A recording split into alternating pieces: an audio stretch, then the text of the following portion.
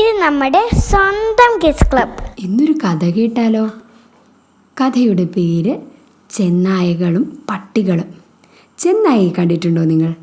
ദാ ഇവനാണ് ആള്. ഏകദേശം പട്ടിയെ പോലെ ഇരിക്കുന്നുണ്ടല്ലേ? പക്ഷേ ശൗര്യം കൂടിയവനാണിവൻ. സൂക്ഷിക്കണം കേട്ടോ. കൂട്ടമായി വേട്ടയാടുന്ന ഇവർ വലിയ കാട്ടുപോത്തുകളെ പോലും കീഴടക്കാറുണ്ട്. ഇവരുടെ കൂട്ടത്തെ ഇംഗ്ലീഷിൽ പാക്ക് ഓഫ് വൂൾസ് എന്നാണ് പറയാറ്. ഇനി കഥ കേട്ടാലോ? കഥ ഇങ്ങനെയാണ്. ഒരിക്കൽ കാടിൻ്റെ അതിർത്തിയിൽ ഒരു കൂട്ടം ചെന്നായകൾ ആടുകളെ സംരക്ഷിക്കുന്ന പട്ടികളോടായി പറഞ്ഞു, ഇനിയും നമ്മൾ എന്തിനാണിങ്ങനെ ശത്രുക്കളെ പോലെ കഴിയുന്നത്? നിങ്ങൾ പട്ടികൾ ഞങ്ങളെപ്പോലെ തന്നെയല്ലേ പല കാര്യങ്ങളിലും. നമുക്ക് കിട്ടുന്ന പരിശീലനത്തിൽ മാത്രമല്ലേ വ്യത്യാസമുള്ളൂ. ഞങ്ങൾ ചെന്നായകൾ ഈ കാട്ടിൽ സ്വാതന്ത്ര്യത്തോടെ ജീവിക്കുന്നു. എന്നാൽ നിങ്ങളോ മനുഷ്യൻ്റെ അടിമകളായി അടിയും കൊണ്ട് ചങ്ങലയിൽ അവൻ്റെ വീടിനും വളർത്തുമൃഗങ്ങൾക്കും കാവലായി കിടക്കുന്നു. ഇതിനുള്ള പ്രതിഫലമായി കിട്ടുന്നതോ കുറച്ച് എല്ലും കഷ്ണങ്ങൾ മാത്രം.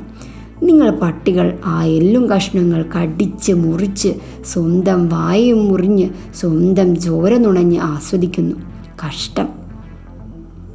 ഇനി നിങ്ങളിത് സഹിക്കേണ്ട കാര്യമില്ല. നിങ്ങൾ കാവൽ നിൽക്കുന്ന ആട്ടിൻപറ്റങ്ങളെ ഞങ്ങൾക്ക് തരിക.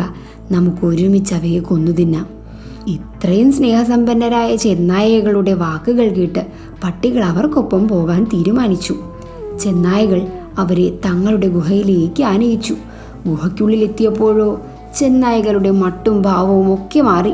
അവർ ആ പട്ടികളെ ആക്രമിച്ചു കൊന്നു തിന്നു. ഈ കഥ എന്താ നമ്മെ പഠിപ്പിച്ചു തന്നത്? നമ്മുടെ മാതാപിതാക്കളെക്കാളും സുഹൃത്തുക്കളെക്കാളും സഹോദരങ്ങളെക്കാളും എല്ലാം സ്നേഹം നടിച്ച് നമുക്ക് മുന്നിൽ പലരും എത്താം. ഇത്തരം കപട സ്നേഹവുമായി എത്തുന്നവരെ നാം കരുതിയിരിക്കണം കേട്ടോ. ഈ പട്ടികൾക്ക് സംഭവിച്ചത് എന്നും ഓർമ്മയിൽ വെക്കണേ. ഇത് നമ്മുടെ സ്വന്തം കിഡ്സ് ക്ലബ്.